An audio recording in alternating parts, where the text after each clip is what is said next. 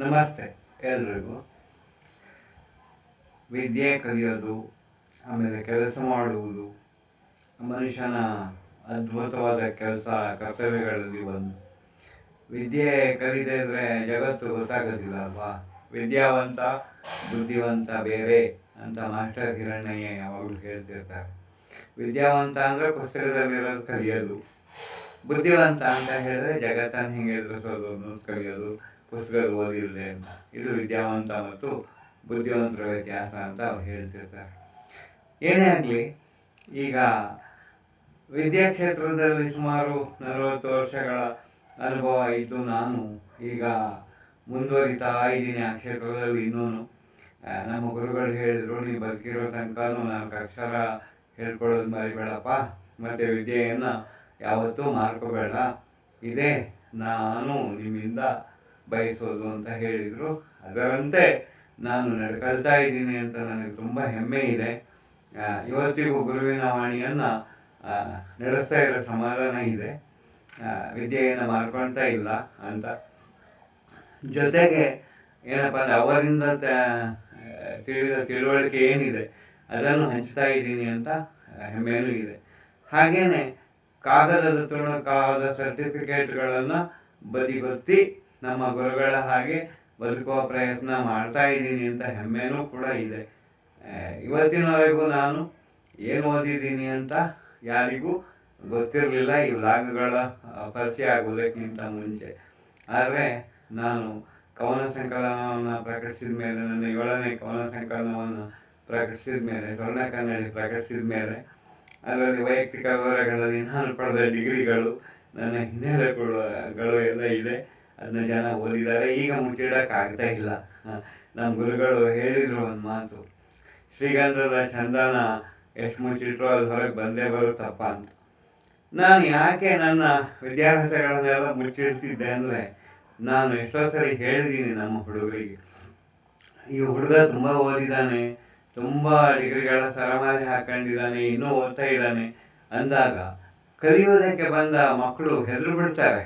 ಅವರಿಗೆ ಆತ್ಮೀಯತೆ ಅನ್ನುವುದು ಬರಲ್ಲ.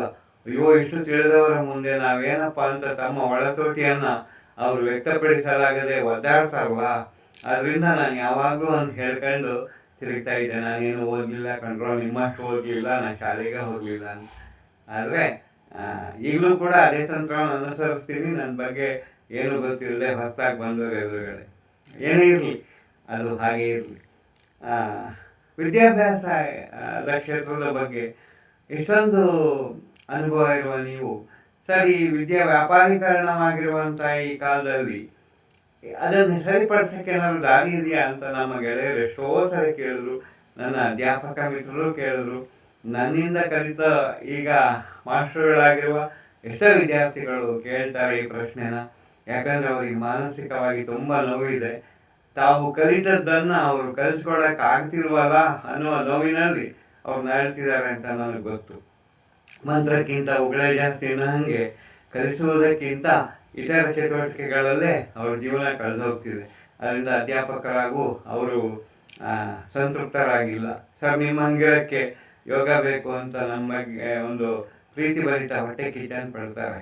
ಅದೇನೇ ಇರಲಿ, ನಾನೀಗ ಹೇಳಕ್ಕೆ ಹೊರಟಿರೋದು ವಿದ್ಯಾಭ್ಯಾಸ ಕ್ಷೇತ್ರವನ್ನು ಸರಿದೂಗಿಸಲು, ಅಥವಾ ವಿದ್ಯಾಭ್ಯಾಸ ಕ್ಷೇತ್ರವನ್ನು ವ್ಯಾಪಾರೀಕರಣದಿಂದ ಮುಕ್ತ ಮಾಡಲು, ಅಥವಾ ನೈಜ ಶಿಕ್ಷಣವನ್ನು ಕೊಡೋದಕ್ಕೆ, ನಿಜವಾದ ಅರ್ಥದ ಶಿಕ್ಷಣ ಕೊಡೋಕ್ಕೆ ಏನಾದ್ರು ದಾರಿ ಇದೆಯಾ ಸರ್ ನಿಮ್ಮಲ್ಲಿ ಅಂತ ಕೇಳಿದ್ರಲ್ಲ.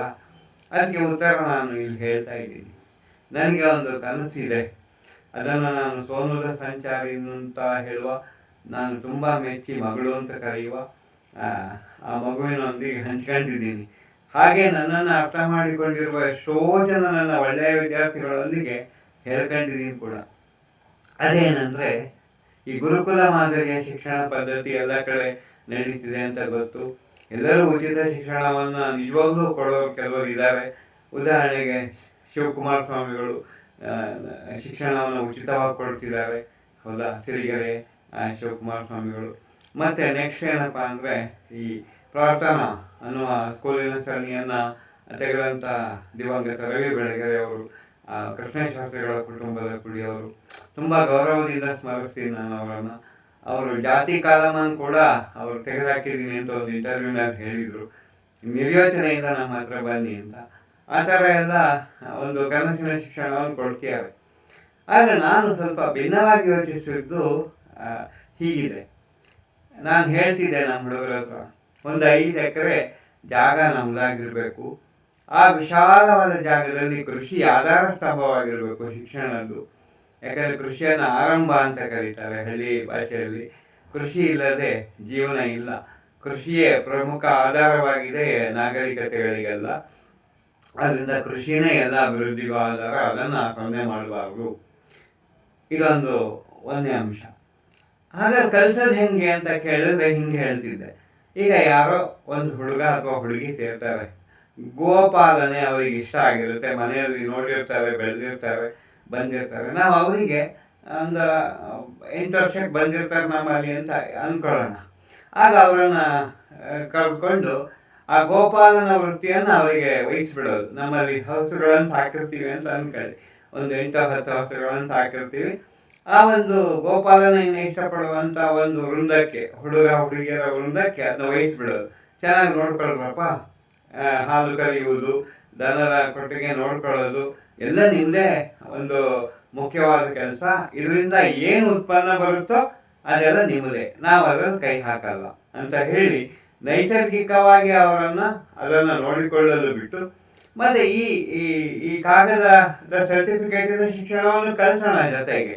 ಆದರೆ ಅದು ಅಷ್ಟೊಂದು ಅನಿವಾರ್ಯ ಅಲ್ಲ. ಜೀವನಕ್ಕೆ ಬೇಕಾಗಿದ್ದು ಈ ಪಶುಪಾಲನೆಯಲ್ಲಿ ಇದೆ ಅಂತ ಅವ್ರಿಗೆ ಗೊತ್ತಾಗೋ ತನಕ, ಮತ್ತು ಕಾಗದದ ಶಿಕ್ಷಣದಲ್ಲಿ ಏನಿದೆ ಅದರಿಂದ ಏನು ಈ ಪಶುಪಾಲನೆಯನ್ನು ಉತ್ತಮಪಡಿಸ್ಬೋದು ಅಂತ ಅವರು ಕಲಿತಾರೆ. ಹಾಗೆ ಮಾಡ್ಬೋದು ಅಂತ ನನ್ನ ಅಭಿಪ್ರಾಯ ಅಂತ ಹೇಳಿದ್ದಾರೆ.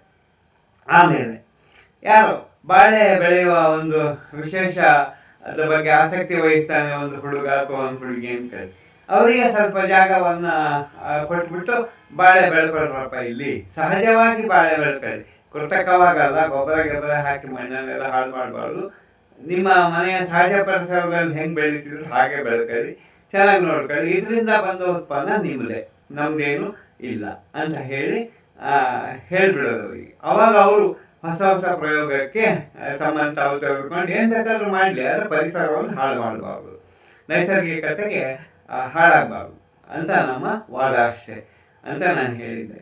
ಹೀಗೆ ಪ್ರತಿಯೊಂದು ಕ್ಷೇತ್ರದಲ್ಲೂ 5 ಎಕರೆ ಜಮೀನಿನಲ್ಲಿ ಸ್ವಲ್ಪ ಜಾಗದಲ್ಲಿ ಪ್ರಾತ್ಯಕ್ಷಿಕೆಯನ್ನು ತೋರಿಸುವ ಸಲುವಾಗಿ ಹುಡುಗರು ಪಡೆಯನ್ನೇ ಸಿದ್ಧಗೊಳಿಸ್ಬಿಟ್ರೆ ಎಲ್ಲ ಕ್ಷೇತ್ರದಲ್ಲೂ ಆಗೇನಾಗುತ್ತೆ ಅಂದರೆ ಕೃಷಿಯೂ ಮುಂದುವರಿಯುತ್ತೆ, ಪಶುಪಾಲನೆಯೂ ಮುಂದುವರಿಯುತ್ತೆ.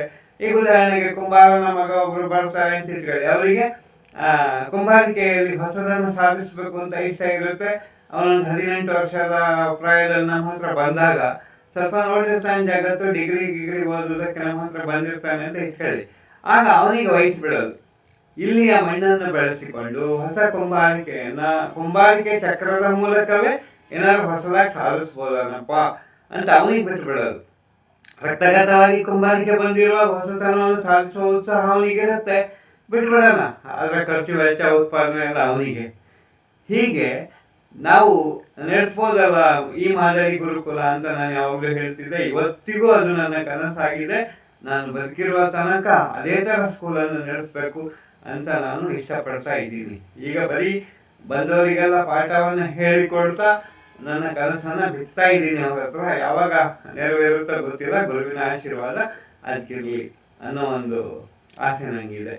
ಏನೇ ಇರಲಿ, ಈಗ ಹಂಗೆ ಹಣಕಾಸಿನ ಮೂಲವನ್ನು ಹೇಗೆ ಸರ್ ಇದು ಹೊಂದೋದು, ಯಾವುದೇ ಫೀಸ್ ತಗೊಳ್ಳಲ್ಲ, ಪಾಠ ಮಾಡುವಾಗ ಅಂತ ಹೇಳ್ತೀವಿ, ಹಣಕಾಸಿನ ಮೌಲ್ಯವನ್ನೆಲ್ಲ ಹೆಂಗೆ ಒದಗಿಸೋದು? ನಾ ಹೇಳಿದೆ, ದಾನಿಗಳಿಗಂತೂ ಬರ ಇಲ್ಲ, ಒಳ್ಳೆಯ ಉದ್ದೇಶಕ್ಕೆ ಯಾವತ್ತೂ ಬರಲ್ಲ. ಕೊಟ್ಟ ಪ್ರತಿಯೊಂದು ಪೈಸೆಯನ್ನು ನಾವು ಸಾರ್ವಜನಿಕರಿಗೆ ತೋರಿಸೋಣ, ನೀವು ಕೊಟ್ಟಿದ್ರಿಂದ ನಾವು ಹೀಗೆ ಮಾಡಿದ್ದೀವಿ, ನೀವು ಕೊಟ್ಟಿದ್ರಿಂದ ನಾವು ಹೀಗೆ ಮಾಡಿದ್ದೀವಿ. ಅದು ತೀರಾ ಪ್ರದರ್ಶನ ಆಗಬಾರ್ದು. ಮಂತ್ರಕ್ಕಿಂತ ಉಗುಳೇ ಜಾಸ್ತಿ ಅನ್ನೋ ಹಾಗೆ ಒಂದು ಈಗ 10 ರೂಪಾಯಿ ದಾನ ಕೊಟ್ಟಿದ್ದನ್ನು ಸುಧಾಮೂರ್ತಿ ಅವರು ಹೇಳಿದರು.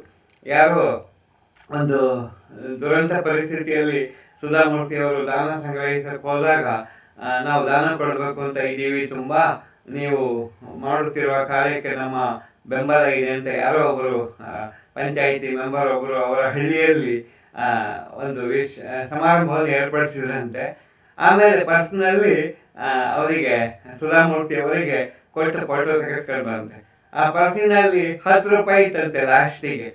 ಆಮೇಲೆ ವಿವರವನ್ನು ಕೇಳಿದಾಗ ಸಮಾರಂಭಕ್ಕೆ ಸುಮಾರು 9,990 ರೂಪಾಯಿ ಖರ್ಚಾಗಿದೆ, ಬಾಕಿ ಉಳಿದಿದ್ದ 10 ರೂಪಾಯಿನ ನಿಮಗೆ ಕೊಟ್ಟಿದ್ದೀವಿ ಅಂತ ಹೇಳಿದ್ರಂತೆ. ಹೀಗಾಗಬಾರ್ದು, ಮಂತ್ರಕ್ಕಿಂತ ಉಗುಳೇ ಜಾಸ್ತಿ ಅಂತ ಆಗಬಾರ್ದು. ನಮ್ಮ ಪ್ರಜಾಪ್ರಭುತ್ವದ ಅವಸ್ಥೆ ಕೂಡ ಇದೇ ಆಗಿದೆ ಅಂತ ನಾನು ಎಷ್ಟೋ ಜನಕ್ಕೆ ತೆಗೆದು ಹೇಳಿದ್ದೀನಿ. ನನಗೆ 100 ರೂಪಾಯಿ ಆದಾಯ ಇದ್ದರೆ ನಾನು 500 ರೂಪಾಯಿ ಖರ್ಚು ಮಾಡ್ತಾ ಇದ್ದೀನಿ. ಆಡಳಿತ ಭವನ, ತರಬೇತಿ, ಆಮೇಲೆ ಅಧಿಕಾರಿ ವರ್ಗ, ಸಂಬಳ, ಮ್ಯಾನೇಜರು, ಮೇಲ್ನೋಟಕ್ಕೆ ಮತ್ತೊಬ್ಬ ಮ್ಯಾನೇಜರು, ಎಲ್ಲರನ್ನು ನೇಮಿಸಿ ಹಿಂಗಾಗಿದೆ ವ್ಯವಸ್ಥೆ. ಅದು ನಮ್ಮ ಗುರುಕುಲಕ್ಕೆ ಬರಬಾರ್ದು. ಏನಂದರೆ ನನ್ನಿಂದ ಕಲಿತ ಹುಡುಗರು ಅವರು ಏನು ಅವರ ಕ್ಷೇತ್ರದಲ್ಲಿ ಒಂದು ಪರಿಣಿತಿ ಸಾಧಿಸಿದ್ದಾರೆ, ಅವರು ಬಂದು ಸ್ವಯಂ ಪ್ರೇರಿತವಾಗಿ ಈ ಗುರುಕುಲದಲ್ಲಿ ಪಾಠ ಮಾಡಬೇಕು. ಶುಲ್ಕವಿಲ್ಲದೆ ಪಾಠ ಮಾಡಬೇಕು, ಹೋಗಬೇಕು.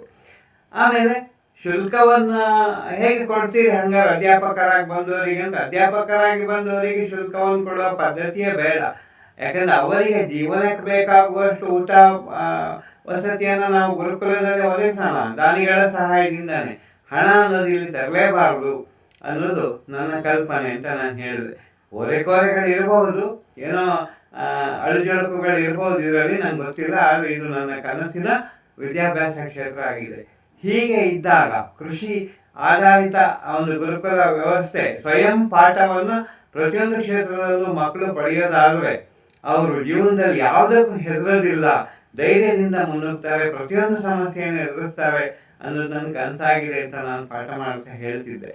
ಈ ಒಂದು ಪ್ಲಾನಲ್ಲಿ ಇನ್ನೂ ಸುಧಾರಣೆಗಳು ಸಾಧ್ಯವ ಅಂತ ನನ್ನ ಎಲ್ಲ ಜನರೊಂದಿಗೆ ಆಗಾಗ ಚರ್ಚೆ ಮಾಡ್ತಿರ್ತೀನಿ, ಈ ಕನಸು ನನಸಾಗುವುದಕ್ಕೆ.